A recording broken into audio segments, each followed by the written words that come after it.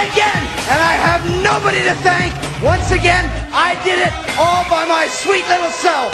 But fear not, because I, the Blue Blazer, will always triumph over evildoers. But I too have my own unique style to beat you guys 1, 2, 3 in the middle of the ring, and that's my strategy, and that's what's going to get me to the top. 2-time Slammy Award winner! I knew it! I'm a winner! I did it! Woo!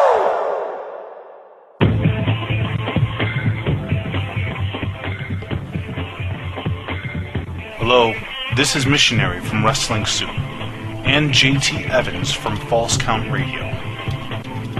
All right, ladies and gentlemen, welcome to the Owen Hart Tribute Radio Show.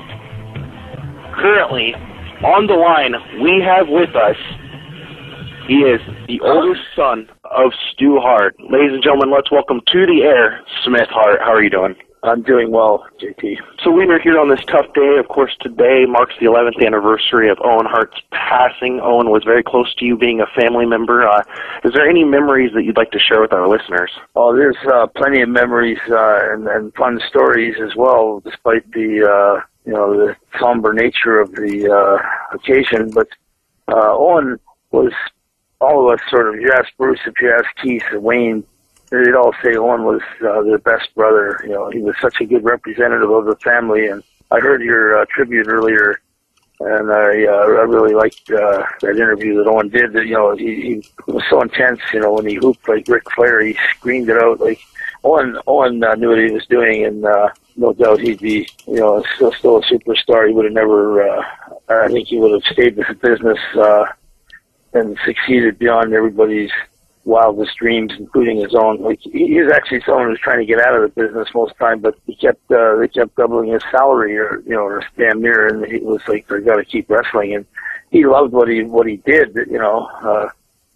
I think there's certain aspects of the wrestling business that were sort of in flux then, and he may have not liked everything, but he was good at what he did, and he knew he was good, and he was a modest person as well. He wasn't a giant and all that, but he was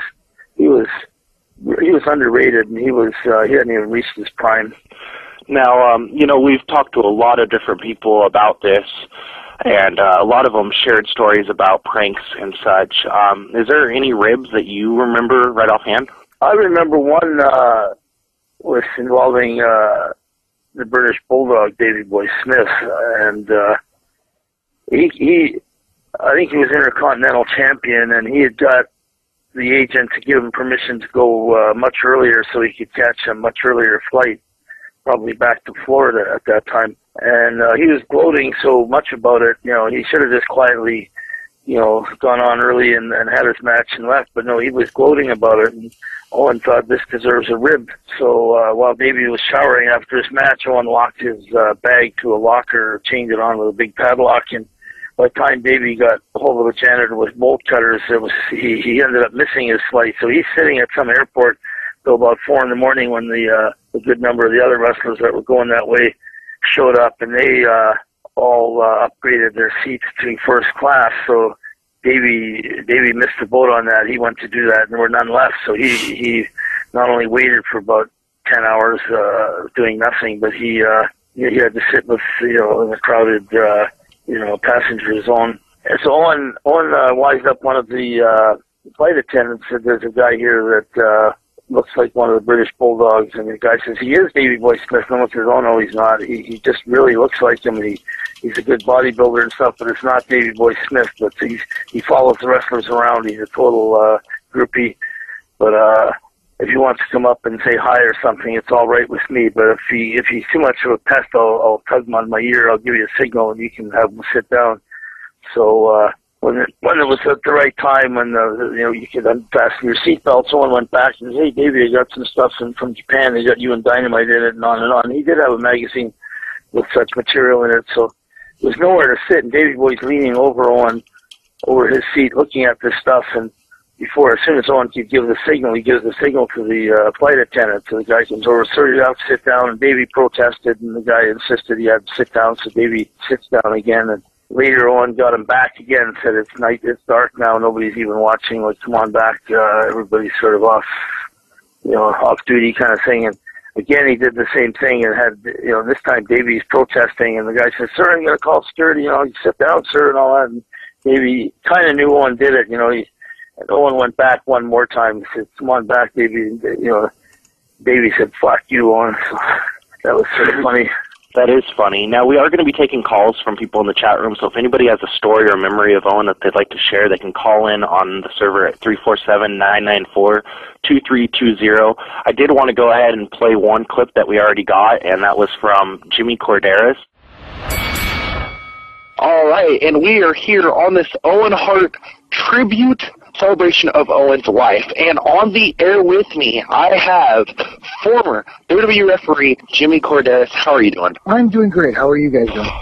Could be better, but of course, we've got to be happy on this broadcast. Is there any ribs, road stories, or memories that you would like to share with our listeners about Owen? Well, he got me one time. We were at a hotel, and I can't exactly remember where it was, but I remember it was like 12:30, 1 o'clock at night, and, we just got back to the hotel, and it was late, and we just finished eating, and I got a call in my room telling me that my credit card had been rejected for some reason. And after a few minutes of arguing with this fellow on the phone, he suggested I come down to the front desk and straighten things out.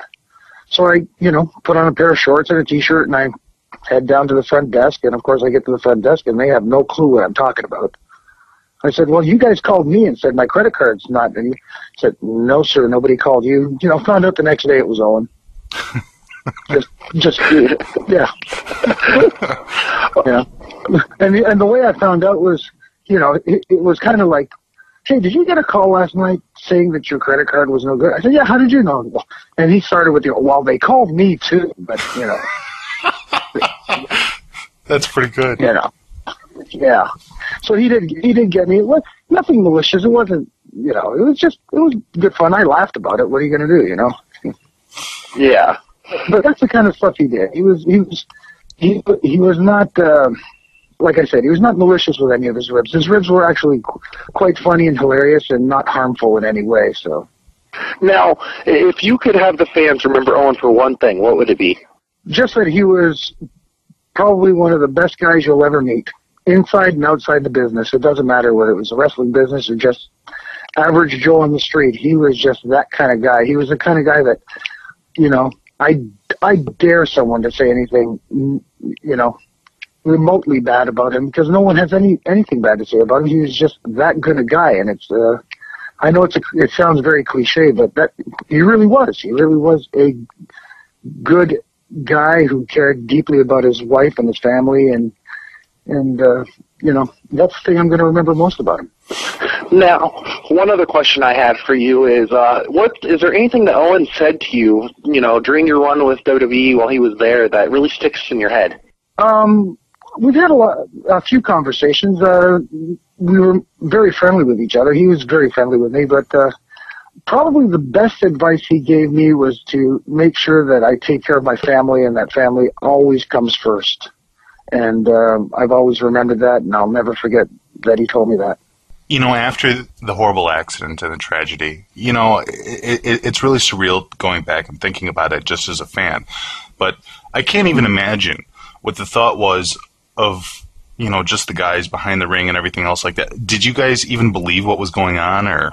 Yeah, of course, for the initial reaction was shock, and for me, being in the ring, I just really was in a state of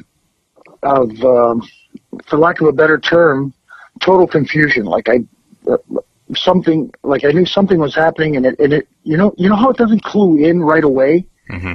Like you feel like it just, what the heck just happened here, and you're not really.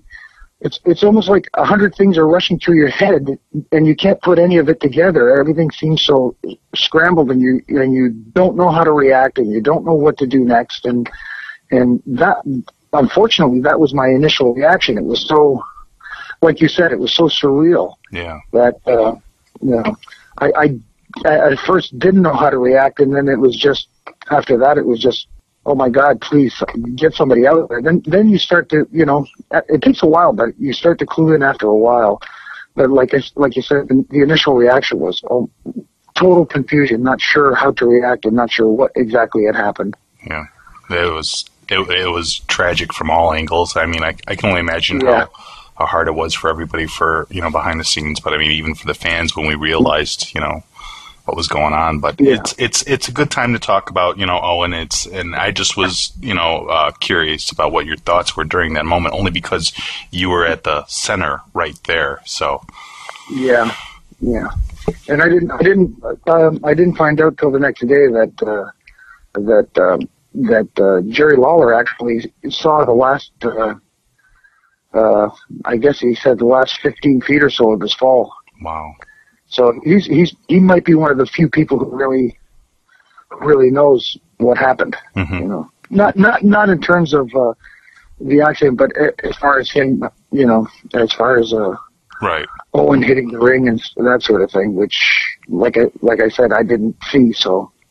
What was some of the most inspiring moments that you saw Owen do or perform over his career? I mean, it's no secret that he was really nice with everybody. Kids, he loved kids. What was one of the most heartwarming moments you remember about Owen? The biggest thing was, no matter, it was just his attitude and the way he carried himself. It rubbed off on everybody. I mean, like, no matter what kind of a mood you were in, if it was one of those days where everybody was in, like, just didn't feel like doing much, and he just lifted everybody around him. It was just, he had that kind of personality, and not only his in-ring work, which was fantastic, of course, but like I've been trying to say right now, is it was his total attitude. He just lifted everybody's spirits all the time. I mean, the way he carried himself. Thank you very much for me. It's been a pure pleasure talking to you, Mr. Cordes. Well, Jim, please. Yeah. I would like to thank you for coming on and sharing these stories. No, my pleasure. Anytime, guys. Anytime. Thank you. All right. Thank you. All right, guys. Wow. He had such touching stories. Smith, is there anything you want to add to that? Well, it was a real pleasure to meet Jim Corderas. I met him at an independent show, and then 2 days later I met him at Raw, and he had nothing but good stuff to say about Owen and basically the family. And while you were talking, I thought of another thing that was very funny that Owen did with the Iron Sheik, and this was when the Iron Sheik was kind of retired, but they wanted some, legitimate wrestlers to go for a European tour. They were going to use some local guys in Europe as well as the WF guys coming. So they resurrected the Sheik. Anyway, I think it was in Manchester, and Owen had a room right next to the Sheik in the hotel, and he judged it. He probably formulated the idea and then waited for the right moment to spring it. But after the Sheik was all just ready to go to bed, and he called up with very effervescently with a very perfect British accent, about this guy was so sorry he was late, he'd missed the matches, and he's got a big picture. It's going to be in all the national newspapers on the headline. It's going to be a front page picture of this great champion, former world champion, the Iron Sheik, and all that. And the Sheik says, no, I'm tired, I'm going to bed. No, this guy pumped him, Owen pumped him, good as this reporter saying, well, you beat Bob back when you this, you that, on and on. So he won the Sheik over with, he got to his ego. And the Sheik, okay, and he says, so you got to come down with all your, boots and the whole bit on, the whole outfit. And, and I'm going to have a picture of my kid camel clutching you and this and that, and you can have all, I'm a prize-winning photographer and on and on. I got the whole crew here. So the Iron Sheik finally reluctantly agrees to go down and do this. And when he gets down there all dressed up with the full outfit and the burnous and the headdress and everything, he's nobody there, and he asks the desk clerk, where's the people that are going to take the pictures of him and stuff, and they look at him like, what, go back to bed, you clown. So he goes back up the stairs with the big curly-toed boots and everything, wondering what's going on, and about 5 minutes later, Owen made sure that he had taken the boots off, kind of, you could sort of tell that the Sheik was undressing. Finally, calls back, and where are you? We're waiting. What's going on? Well, my wife's here, and the Sheik says, I was there. And he said, well, I was getting equipment. This is a big show, big production. It's big color photography. We're all set now. Come on down. He got him to put everything back on and come down one more time, and again, there was nothing there, and the Sheik just looked around and scowled, didn't even